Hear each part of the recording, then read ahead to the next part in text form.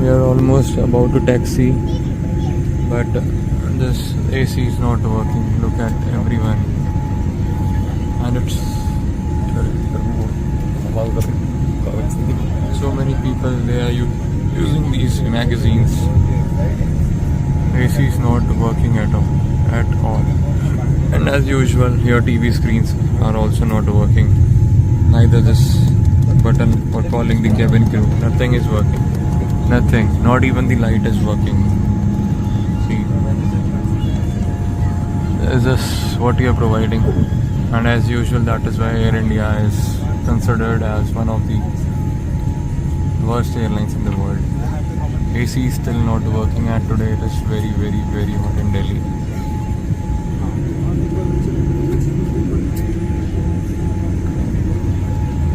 See,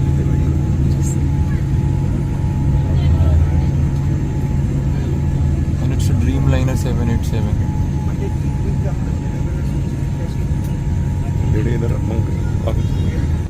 See, sweat. It's